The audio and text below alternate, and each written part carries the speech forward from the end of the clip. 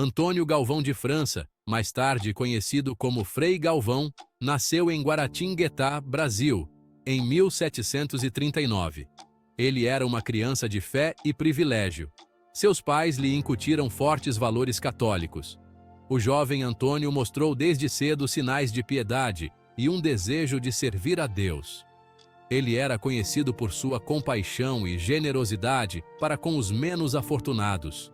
Mesmo quando criança, Antônio sentia um forte chamado para a vida religiosa.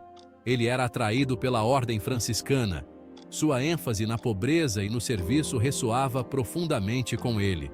Aos 13 anos, ele deixou a casa para seguir sua vocação religiosa. Começou seus estudos no Seminário Franciscano de Belém, na Bahia. Com 23 anos de idade, foi ordenado sacerdote, celebrando sua primeira missa na igreja de Santo Antônio, em sua cidade natal, Guaratinguetá. Frei Galvão foi profundamente marcado pela formação franciscana e devoção a Nossa Senhora, cuja dimensão nos é revelada pela sua consagração à Imaculada Virgem Maria como filho e escravo perpétuo, assinada com o próprio sangue. Antônio destacou-se em seus estudos e demonstrou um profundo compromisso com sua fé. Ele impressionou seus superiores com sua piedade e intelecto. Em 1760, se tornou um noviço e adotou o nome religioso de Antônio de Santana Galvão, em homenagem à devoção de sua família a Santa Ana. Isso marcou o início de sua vida dedicada inteiramente a Deus e à Igreja. Frei Galvão rapidamente ganhou reconhecimento por sua piedade, eloquência e devoção em ajudar os outros. Ficou famoso por seus sermões poderosos. Pessoas de todas as esferas da vida se aglomeravam para ouvi-lo pregar. Suas palavras ofereciam conforto, orientação e inspiração. O ministério de Frei Galvão se estendia muito além do púlpito. Ele se destinou a servir os pobres, os doentes e os marginalizados. Estabeleceu um lar para idosos e enfermos. Também fundou uma casa de retiro para mulheres que buscavam orientação espiritual. Sua compaixão e esforços incansáveis lhe renderam o amor e o respeito das pessoas a quem servia. A reputação de Frei Galvão como curandeiro começou a crescer. Pessoas de áreas vizinhas buscavam sua ajuda para várias doenças. Dizia-se que suas orações e bênçãos traziam recuperações milagrosas.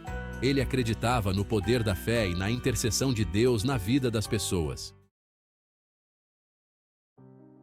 Um dos aspectos mais duradouros do legado de Frei Galvão são suas pílulas milagrosas, sacramentais criados pelo próprio santo, a serem utilizados com fé e devoção na busca de graças e bênçãos.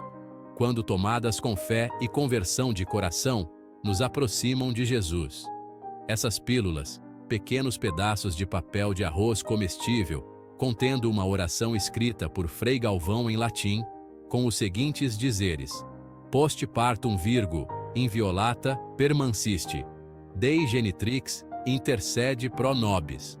Elas eram dadas àqueles que buscavam cura ou enfrentavam situações difíceis. Um dia, não podendo visitar um jovem que estava com dores tremendas, Frei Galvão escreveu num pedacinho de papel essa invocação à Virgem Imaculada e disse ao portador: leve ao enfermo e diga-lhe para tomar com fé e devoção a Maria. Mais tarde, tomou a mesma atitude com uma senhora em perigo de morte no parto. Em ambos os casos, os devotos receberam as graças. As pessoas frequentemente relatavam ter experimentado recuperações notáveis e transformações positivas depois de tomar as pílulas com fé. Embora as pílulas em si não contivessem propriedades medicinais, a fé e a devoção associadas a elas se tornaram uma fonte de esperança e cura para incontáveis indivíduos. Ainda hoje, as pessoas continuam a procurar as pílulas de Frei Galvão, acreditando em seu poder de interceder junto a Deus por milagres. Dentro das pílulas, ainda encontra-se a mesma oração dedicada a Maria Imaculada, escrita pelo santo. Depois do parto, Ó Virgem, permaneceste intacta. Mãe de Deus, intercede por nós.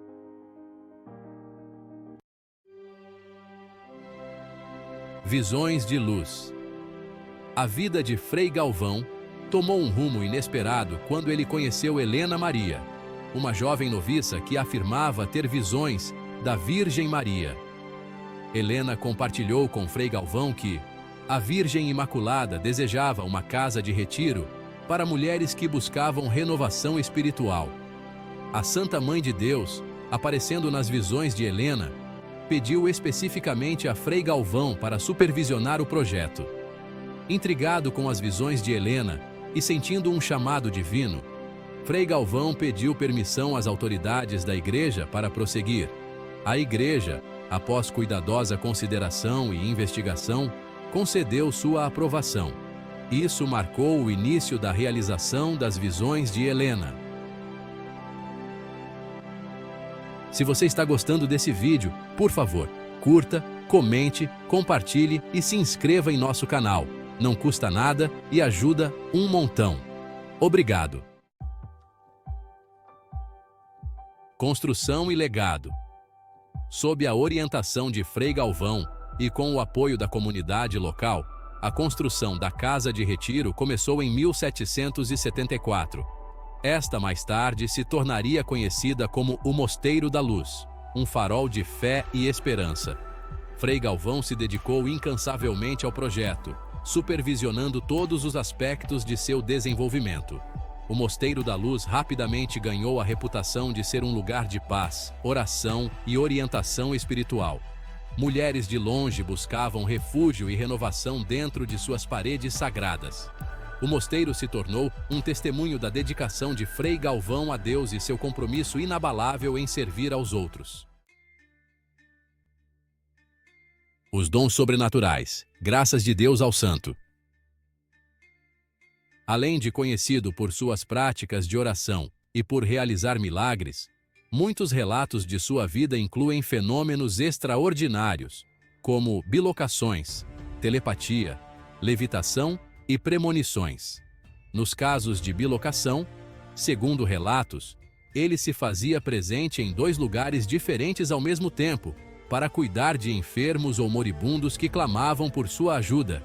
Essa habilidade de estar em 2 lugares ao mesmo tempo foi algo muito frequente na vida do santo. Era comum ele aparecer às pessoas em situações de necessidade, mesmo estando fisicamente em outro local. Acredita-se que Frei Galvão tinha a capacidade de entender as necessidades e os pensamentos das pessoas ao seu redor, o que poderia ser interpretado como telepatia. Isso se manifestava em sua aptidão de confortar e aconselhar as pessoas de maneira muito intuitiva. Existem também histórias que mencionam o frade levitando durante momentos de intensa oração e meditação. Esse fenômeno é frequentemente associado a santos em várias tradições religiosas e é visto como um sinal de santidade. Suas premonições eram muito conhecidas à época e teria previsto diversos eventos futuros e alertado as pessoas sobre perigos. Essas habilidades eram vistas como um dom espiritual que permitia que ele guiasse e protegesse os outros. A telepercepção, por sua vez, refere-se à capacidade de perceber ou receber informações de forma subconsciente ou espiritual, mesmo à distância.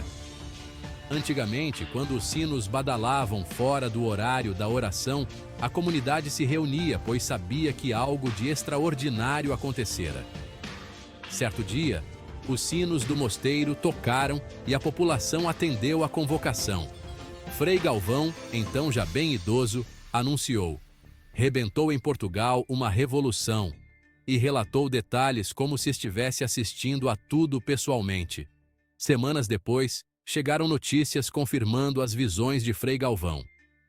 A Revolução Militar Liberal em Portugal estourou no ano de 1820 e ocorreu na cidade do Porto. Ela defendia a formação de uma monarquia constitucional, exigindo o retorno imediato a Portugal de Dom João VI, que estava no Brasil desde 1808. O caminho para a santidade. reconhecimento de uma vida santa. A vida de serviço, cura e fé incessantes de Frei Galvão deixou uma marca inextinguível no povo brasileiro. Mesmo após sua morte em 1822, seu legado continuou vivo. As pessoas continuaram a relatar milagres atribuídos à sua intercessão. Seu túmulo se tornou um local de peregrinação para aqueles que buscavam cura, orientação e consolo espiritual. A Igreja Católica, reconhecendo o profundo impacto da vida de Frei Galvão e os inúmeros relatos de milagres a ele atribuídos, iniciou o processo de canonização. Um processo longo e meticuloso começou para investigar completamente sua vida, virtudes e a validade dos milagres a ele atribuídos. Papa Bento XVI. Uma canonização memorável. O processo de canonização, que durou mais de 2 séculos, culminou em 11 de maio de 2007. O Papa Bento XVI, em uma cerimônia solene e alegre, realizada no Campo de Marte, em São Paulo, declarou Frei Galvão um santo da Igreja Católica. Isso marcou um momento histórico, pois Frei Galvão se tornou o primeiro brasileiro nato a alcançar a santidade. A canonização de Frei Galvão foi recebida com júbilo generalizado no Brasil e em todo o mundo católico. Milhões celebraram seu reconhecimento como um modelo de santidade, compaixão e fé incessante. São Frei Galvão, o primeiro filho do Brasil a alcançar a santidade. A canonização de São Frei Galvão teve um significado especial para o povo brasileiro.